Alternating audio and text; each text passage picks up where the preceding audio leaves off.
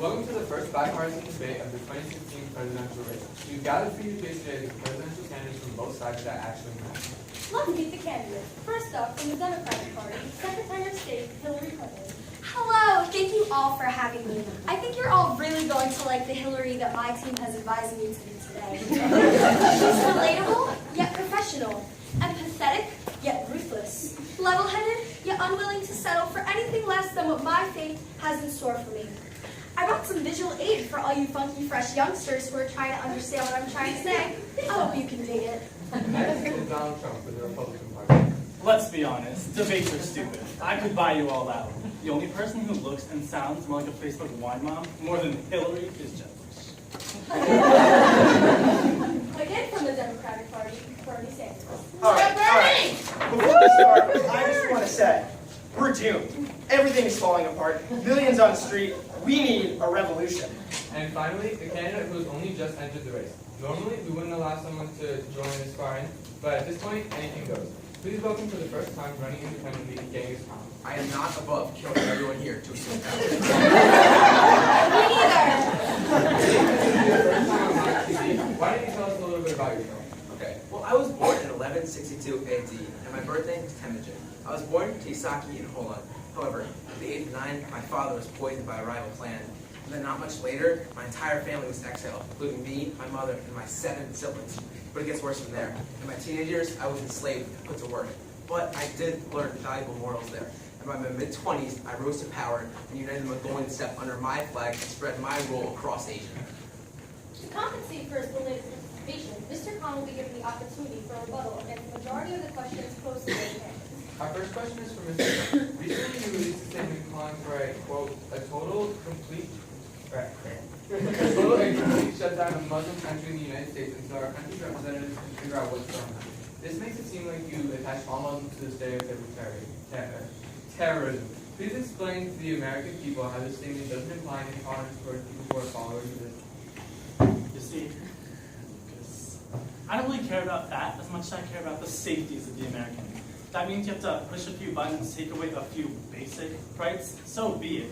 It's not intolerant, it's just formatting rule to exclude certain religions. What's the harm in that? All I can say is that I'm running a great campaign. The media says they haven't seen anything like this since Germany in the 1930s. Well, I am a Tengrist. This religion is based on the belief of the force above all else, known as Tengri, who controls all and knows all. However, tolerance also played a major role in my conquest, as I've consulted with Christian missionaries, Buddhist monks, Taoist monks, and Muslims about religion. I've learned not to fear it, but to embrace it.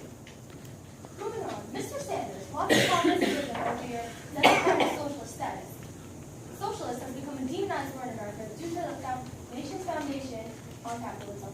How do you intend on implementing socialist ideals without eliminating capitalism from American life? Okay, so here's the thing. We have the socialism here already, but it isn't super socialist. We just gotta, jazz it up a little bit. The same old is longer than most of my bunions, and if I could get rid of my bunions, I would. So let's just get rid of America's bunions by trying something new. This could be exactly what we need. I don't know. You know? I love you! Genghis Khan, the politics of the UN dynasty under your rule were very unique, especially in comparison to the America's established government that we have now. Please explain to us how your government works. Okay, before obliterating a settlement, we would allow them to join the empire. They could keep their government and they could keep their religion. But they did have to pay tax in order for our empire to keep expanding. Of course, if they began to rebel, it's at that point we'd have to eradicate them. So what about the Mongols? Were they just out on the streets? You know how I hate the streets. Well, for the Mongols, a rough meritocracy is established. People were put in office based on merit. So therefore, our citizens and the people we've conquered remain happy because our government leaders were actually responsible and could get things done. With that in mind, what do you think about these debates, Mr. Collins? What these candidates think doesn't matter. Only what they've done previously can prove their worth. I think you're stupid. Mr. Khan, is it not also true that during your conquest into Europe, Mongolian troops brought with them the plague, which killed a third of the population? Yes, but even though this seems like a negative aspect at first, it actually wasn't. Because of mass death rates, the value of one person's labor increased, leading to the end of feudalism in Europe and the rise of capitalism. The thing Mr. Sanders seems to live with, the thing Mr. Trump owes his fame to. $1 million! On to the next question. Terrorism in the world has developed a new alias to the has displayed a desire to invoke fear in the minds of the people without consideration of the innocent or respect for their right to safety in their homes. I see it in the attacks on America. What do you plan to do to neutralize the threat of further attacks targeting the United States? Terrorism will not be tolerated. Not while I'm in office. Sweet, sweet office. I've dreamed of it ever since I was a young activist, forcing my kindergarten peers to sign stronger gun control petitions. I smoothed out all the edges, little by little. And I can almost taste it, and it tastes so good. Mrs. Clinton, would you actually like to address the question that was asked? Oh, anyway, what I think the people want to hear is that America cannot be in this fight again. We have sent our troops away from our own homeland for far too long. We have shipped them overseas, and now we are forced to dismantle a very similar threat. Like my homegirl Iggy once said, we drop this and let the whole world feel it.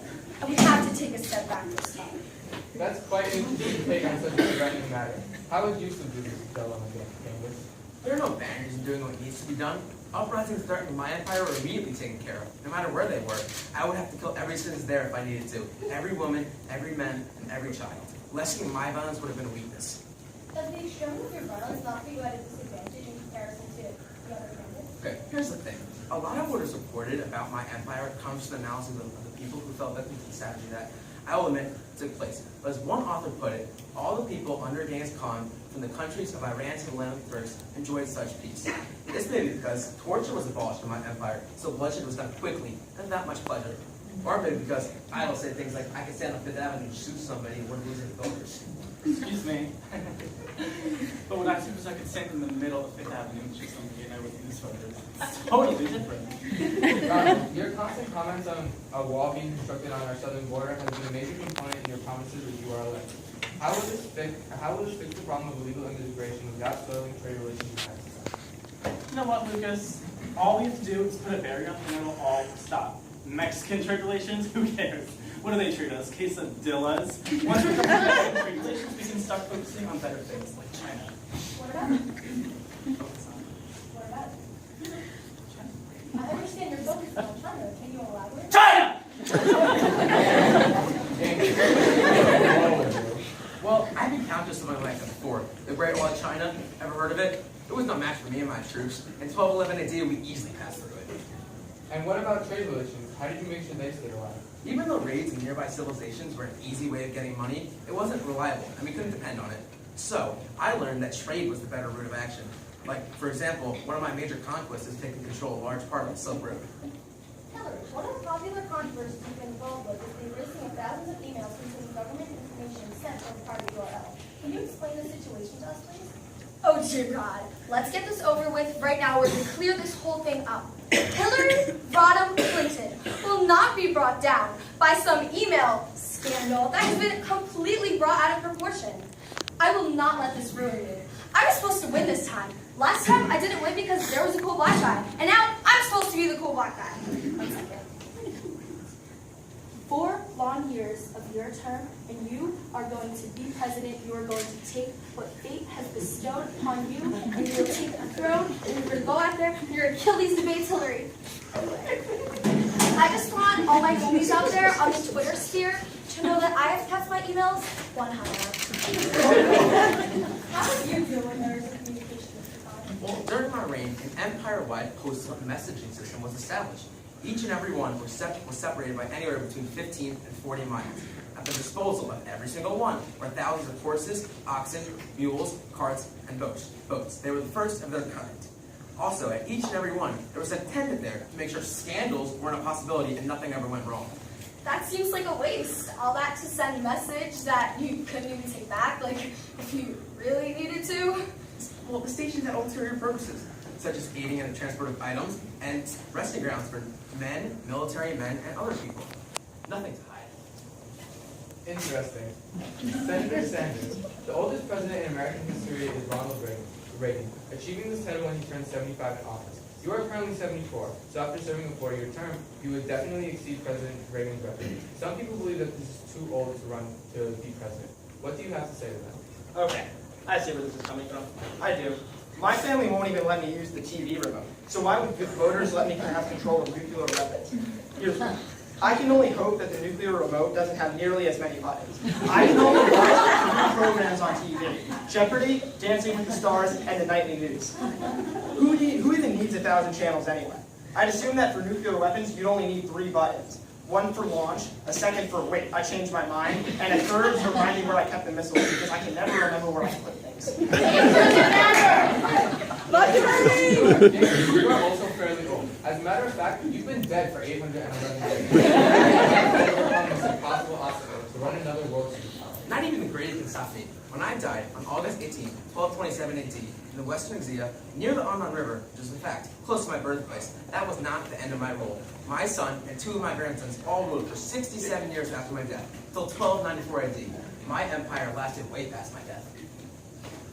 Mr. Khan, what are you going to do for having it? I mean, I know I've got plenty of friends. You don't need to know their names, if they don't even exist. Is that still a thing? A council of leaders was something that was around in my day. I gathered people from various tribes and nations for mine.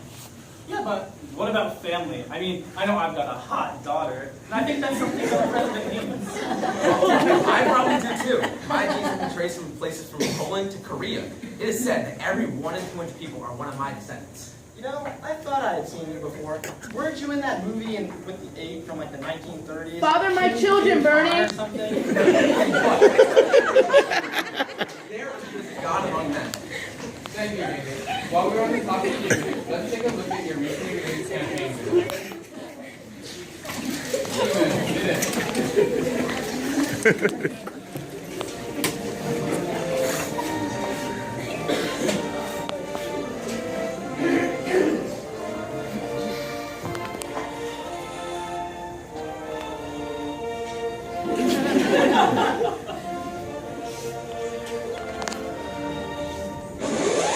Can somebody attack me, please?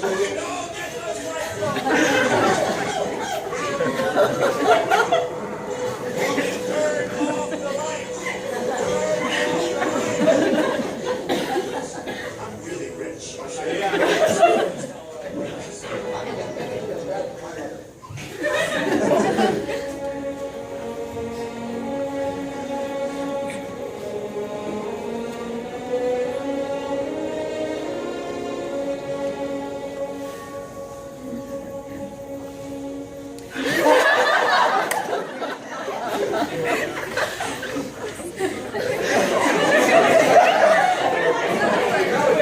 There's more! That is not the end of my campaign video. Please play the second part. Okay. Alright. Thank you, Mr. Khan. I'm sure that tugged on a few heartstrings here. That just about concludes our questions for tonight. So don't worry. The next debate we will have an even longer and more gruesome list of questions to roast each of the candidates with. Have a good night, America. And after watching our lovely debates tonight, I strongly advise you start looking for citizenship elsewhere.